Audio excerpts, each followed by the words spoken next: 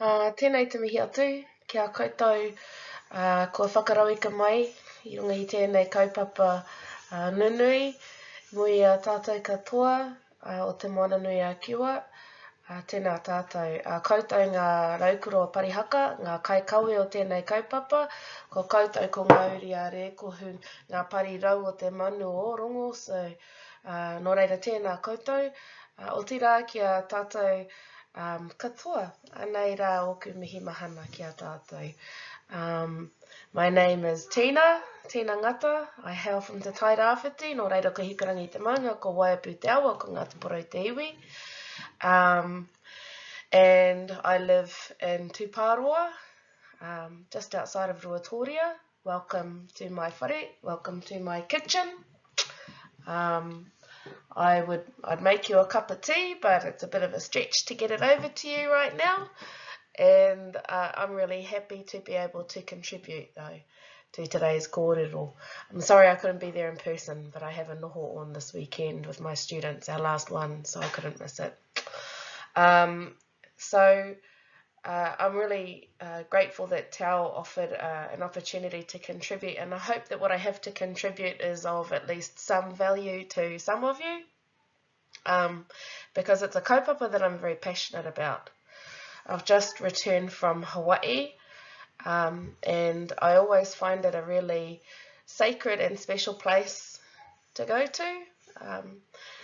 Sacred especially because I believe our tipuna came from there, and I always try to tread very respectfully when I'm there, not just because of its sacredness, but also because of the incredible burden that they already experience at the hands of militarism and tourism. And I wanted to share kind of a little bit of a story first around one of the first times I went there. I was on a tour as a part of a conference. I was on a tour with my very good friend Sissy Ngāhuia Murphy, and we were doing a tour called Sacred Aqua Wahine Sites of Oahu.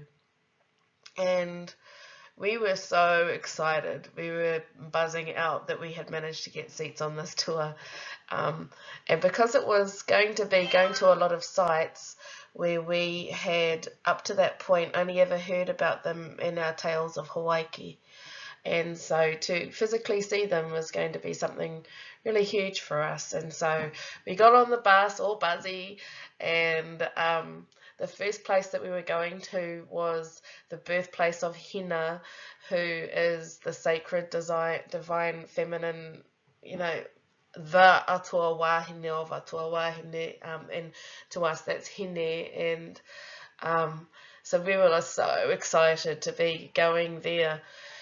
And we pulled up to a golf resort, which was confusing and perplexing and a little troubling.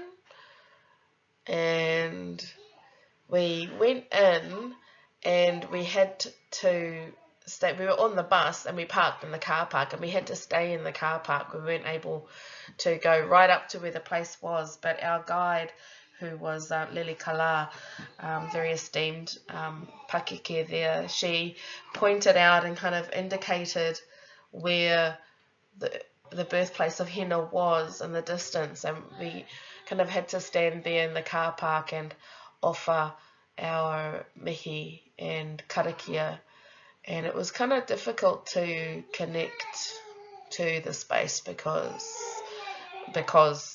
it was a car park and a golf course and a golf resort. And so but we did what we could, and an interesting thing happened while we were there. We had an older man, American man, come up to us brandishing his golf club like it was some kind of weapon, and telling us that we shouldn't be there, which was ironic, I felt, for us, that he was saying to Wahine no moana nui a kiwa that we shouldn't be there at the birthplace of Hina. And so we shared with him where we felt he should be, and he went and scurried off to find security. And so we just kind of took care of business and offered our mihi and then some to the place, and then got back on the bus to leave. Yeah, and the bus got escorted off the premises. So that was an interesting experience. And then the next site came along and it was overrun by tourists. And I remember at the time going, why are we experiencing this? What's going on? And then the next site came along and it was a military base. They had put a military base over the sacred wahine site. And by that time we were really, really troubled. And, you know, I guess I wanted to kind of share some of these reflections because of, it's not an uncommon, I found while I was there that it was not an uncommon thing for these sacred sites, and particularly sacred wahine sites, to be overrun by tourists or have a military base developed over the top of them. And one in particular that has stood out over time is the birthplace of Maui, which is particularly significant for us here on the East Coast, who we're very proud of our descent from Maui, and of course we live on Te Ika Maui, and so to be there at the birthplace of Maui was really amazing as well. And it's a big cave on the west coast, and it's called Kaneana, and it's shaped like a vagina, and if you look inside, you'll see there's like, it looks like a cervix inside, and people have gone there and left offerings. And I remember thinking at the time, well, at least it's not a military base and people can come here and karakia and connect. And then I looked up and I saw kind of these markings, like changes in the rock surface, and I asked my friend about it, and she shared with me that actually during the Second World War, the US government had inserted dynamite into the opening of the cave and blasted it open in order to store aircraft carriers in there. And I found that a really potent and violent metaphor for the experience of militarism by wahine in the Pacific. And you know, if you have the honor of going to Hawaii, or you already possibly have, then you'll know that about 30% of Oahu is occupied with military bases. And this comes with its own level of issues in relation to wahine. And one of the contributing factors for that also is tourism, and the way in which tourism functions to defile the sacredness of that space and to minimize it. And tiki lounge culture is a classic aspect of that, insofar as they will literally use the heads of what would represent the head of a pauatua and decapitate it, and then use it as a cocktail and drink your drinks out of it, and then and hypersexualize the women, and you know, the sacred practice of hula. And yeah, it's much easier to remove Indigenous peoples from a space if you have proven that they aren't sacred and that they don't matter.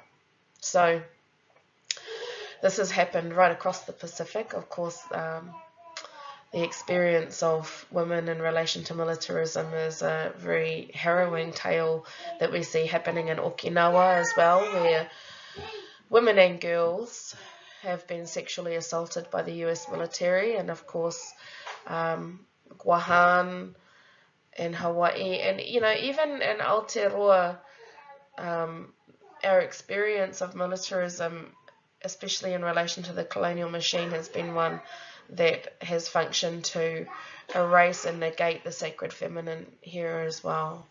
And the first earliest instance of these things happening really was when Cook arrived in 1769, and when he came here by virtue of the doctrine of discovery during the era of the Age of Discovery, which is probably known as the age of, better known as the Age of Genocide.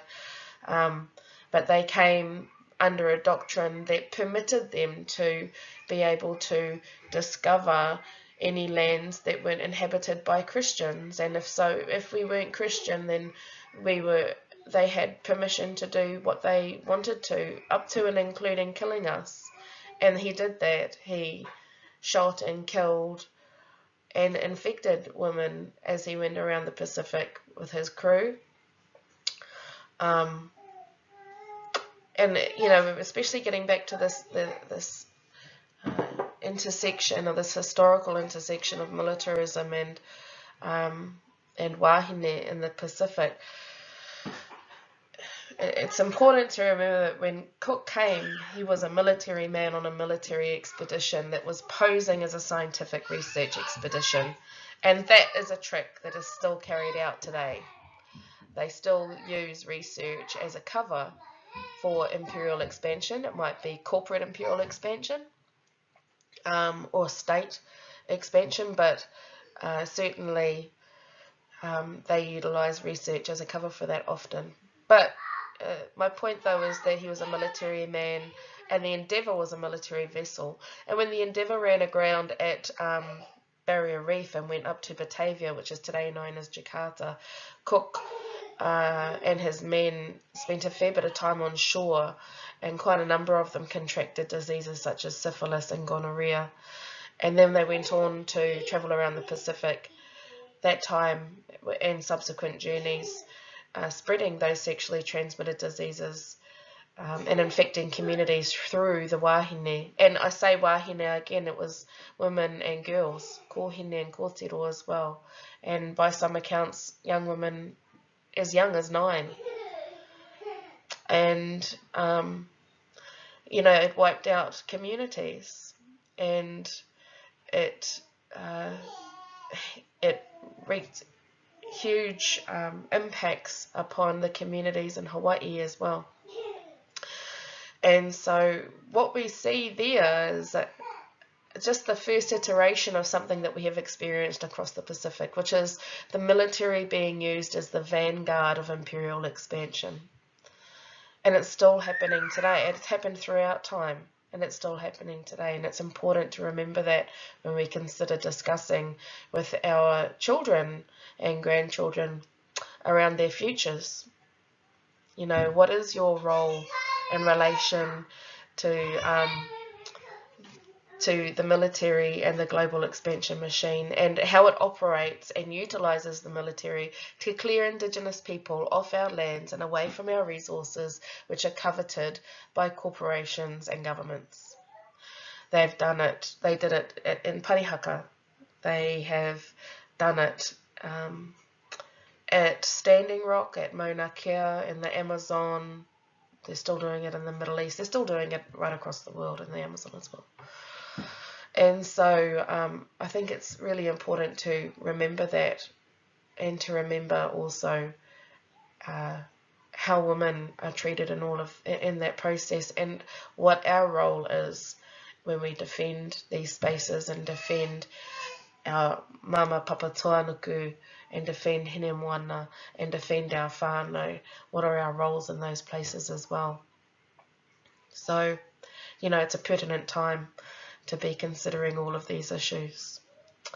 I really want to give a shout out also to the wahine within Nuclear Free and Independent Pacific, those who have really raised their voices around the impacts of women, particularly in relation to US military sexual assaults around the bases, and also just kind of consider what our response could possibly be when the 250th anniversary comes around in 2019, the 250th anniversary of Cook's arrival here, and the first steps of those journeys across the Pacific, with those very real and significant impacts that they had upon wahine.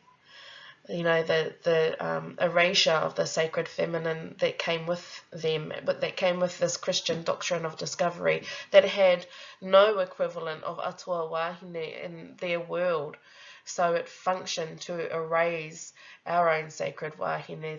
The men who wound up colonizing us and recording us, and in many cases converting us as well and educating us, they had no concept of mana wahine, of atua wahine in their world. Even if these sailors were Christian, which many of them weren't, many of them came from a background of poverty and crime and made their way onto the boats from there. But even if they were, they still wouldn't have a concept of that. So the stripping of the sacred feminine across the Pacific, and how that's happened, not just through Christianity, but also through tourism, and, you know, like, especially the way in which tiki lounge culture functions to minimize our own sacredness. And it's much easier to remove people from a space if they're not sacred anymore. So we need to be considering these issues and what the events say if we're going to hold an anniversary around that, as opposed to anything else, around the arrival of Cook and his men in the Pacific and what they did here. Some people will be celebrating it. Some people will be holding alternative events. Some people want to ignore it, and some people want to take direct action against it, non-violent direct action against it. So I guess if I was to leave you with anything, it would be, what would your action be? Because as Ngā Huia and I kind of stood there looking out across at the military base, we did what felt natural to us. What came to us was to haka, and that's what we did. We called down upon them to cease what they're doing to our lands, to our waters, to our wahine, and to our whānau. And it was powerful, and it was also healing. And I think, you know, whatever it is that we do wind up doing on the 250th anniversary, we need to be considering what's most healing for our future generations, for our children, for the ones making all this noise here in the background. Mauri ora. And I guess I should probably finish on that. Tēnei te mihi atu ki a koutou katoa. Mauri ora.